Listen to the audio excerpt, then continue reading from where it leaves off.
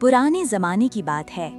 नूराबाद नामी एक कस्बे में एक मालदार ताजिर फरीद अपनी बीवी और इकलौते बेटे एहसान के साथ रहता था। एहसान बचपन ही से गरूर और ज़िद्दी मिजाज का था। छोटों को डांट देना, नौकरों पर हुक्म चलाना और दूसरों को कमतर समझना उसकी आदत बन गई थी।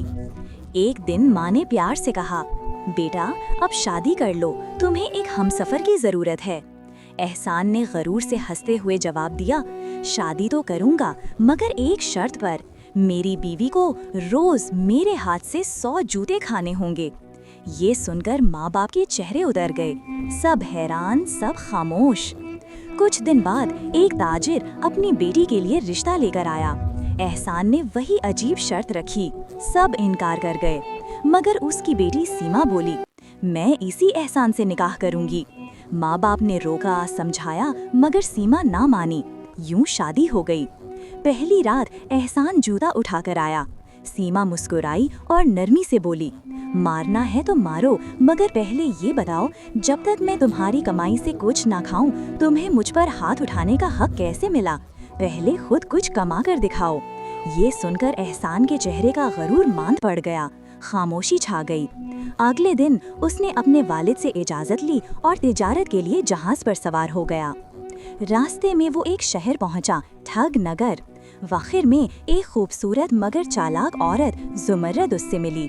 जुमर्रद ने नरमी से कहा, मेहमान होना, हमारे यहाँ रस्म है कि मेहमान को सोने के प्याले में दूध पिलाकर खुशामदीद कहा जाता है।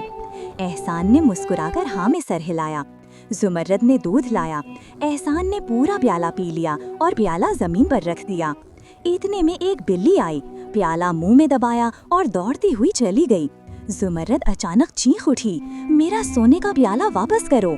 एहसान चौंक गया, मैंने तो तुम्हारा कुछ नहीं लिया। जुमर्रद चिल्लाई, झूठ, तुमने वो अपने जहाज पर रख दिया है। लोग जमा हो गए। जुमर्रद रोने लगी। झूठे गवाह बोल उठे, हाँ हाँ, हमने देखा था, ये प्याला छुपा रहा था। एहसान हैरान, खामोश और तन्हा। कोतवाल आया, एहसान को गिरफ्तार करके बादशाह के दरबार में ले गया। बादशाह ने जुमर्रद की बात पर यकीन किया और हुक्म दिया, इसे 6 माह के लिए कैद में डाल दो। 6 माह गुजर गए। एहसान खाली हाथ, भूखा और शर्मिंदा होकर बाहर आया।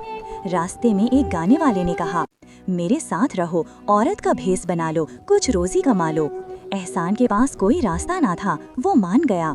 दूसरी तरफ सीमा 8 महीने इंतजार करती रही। फिर उसने मर्द का भेस बदला और अपने शौहर की तलाश में निकल पड़ी। रास्ते में उसे वही जुमर्रद मिली। सीमा ने काजी से कहा, इस औरत के घर की तलाशी ली जाए। तलाशी ली गई और पलंग के नीचे से वही सोने का प्याला और बिल्ली बरामद हुई। जुमर्रद रंगे हाथों पकड़ी गई। सीमा ने पुरसुकून लहजे में कहा, जो दूसरों पर झूठा इल्जाम लगाता है, आखिरकार खुद पकड़ा जाता है। कुछ दिन बाद सीमा बाजार में जा रही थी कि एक औरत भेस में नाचती हुई नजर आई। सीमा करीब गई, गौर से देखा और दिल ने पहचान लिया, वो एहसान था।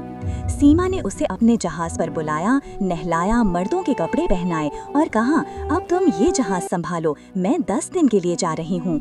10 दिन गुजर गए, सीमा वापस न आई। एहसान ने सोचा, ये जहाज तो अब मेरा है। वो गरूर के साथ वापस अपने शहर गया, माँ बाप से मिला और फख्र से बोला, देखो मैं कितनी दौलत कमा लाया हूँ, अब सीमा को 100 जूते मारूंगा। सीमा मुस्कुरा कर आई और एक बक्सा उसके सामने रखा। बक्सा खोला, अंदर वही औरत का लिबास रखा था।